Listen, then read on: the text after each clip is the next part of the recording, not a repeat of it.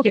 So, ഇസ്ലാമിലെ സ്ത്രീകളുടെ കാര്യം പറയുമ്പോൾ തന്നെ ബേസിക്കലി ഒരു മുസ്ലിമായിട്ടാണ് ജനിച്ചത്. കുറച്ചധികം കാലം അങ്ങനെ ജീവിച്ചിട്ടുണ്ടായിരുന്നു. സോ, ആ ഒരു സമയത്ത് സ്വന്തം ഫാമിലിയിൽ സ്ത്രീകൾ സ്ട്രഗിൾ ചെയ്യുന്നത് കണ്ടിട്ടുണ്ടോ? അപ്പം ചോദ്യം ചെയ്യാൻ തോന്നിയിട്ടുണ്ടോ? എൻ്റെ ഫാമിലിയിൽ സത്യം പറഞ്ഞു കഴിഞ്ഞാൽ അതാണ് എനിക്ക് നമ്മുടെ ഫാമിലിയോടുള്ളൊരു എതിർപ്പ്. കാരണം ഇപ്പോൾ എൻ്റെ ഫാമിലി ഉമ്മയൊക്കെ ആണെന്നുണ്ടെങ്കിൽ ഹൈലി എഡ്യൂക്കേറ്റഡ് ആയിട്ടുള്ള ആളാണ്. പക്ഷേ അവരുടെ ധാരണ ആ എഡ്യൂക്കേഷൻ അവർക്ക് ലഭിച്ചു, അതുകൊണ്ട് വേറെ ആർക്കും ഈ പ്രശ്നമൊന്നും ഇല്ല എന്നുള്ളൊരു തെറ്റിദ്ധാരണയാണ് അവർക്കുള്ളത്. ഇത് ഈ പ്രിവിലേജ് ക്ലാസ് ആകുമ്പോൾ ഉണ്ടാകുന്ന ഒരു പ്രശ്നമാണ്. ഇത് യഥാർത്ഥത്തിൽ പ്രശ്നമുള്ള ആളുകളെ ഇവർക്ക് കാണാൻ സാധിക്കുന്നില്ല. അതുകൊണ്ടാണ് ഇവർ പറയുന്നത്, ഇപ്പോൾ നിങ്ങൾ തട്ടം ഇടാൻ ഇപ്പോൾ കർണാടക ഹിജാബ് വിഷയമൊക്കെ ഉണ്ടായപ്പോൾ ഇവർ പറയുന്ന ഒരു വിഷയമാണ്. അത് അവരിട്ടിട്ട് അവർ പഠിക്കാൻ സാധിക്കുകയാണെങ്കിൽ അങ്ങനെയാണ് പോയിക്കൂടെ എന്നാണ് ചോദിക്കുക.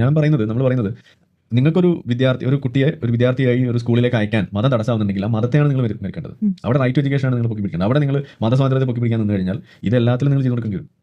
ഇതിന് രണ്ടിനെയും രണ്ടായിട്ട് തന്നെ കാണാൻ പറ്റണം എന്നുള്ളതാണ് നമ്മൾ പറയുന്നത്. ഇവിടെ അത് വരുന്നില്ല. ഇവിടെ മതത്തിന്റെ കാര്യം വരുമ്പോൾ അതിപ്പോൾ ഈ വിഷയത്തിൽ മാത്രമൊന്നുമില്ല. ഇപ്പോൾ ബൈക്ക് ഓടിക്കുമ്പോൾ ഹെൽമെറ്റ് വെക്കണം എന്നുള്ള നിയമം അത് സിഖുകാർക്കും ബാധകമല്ല.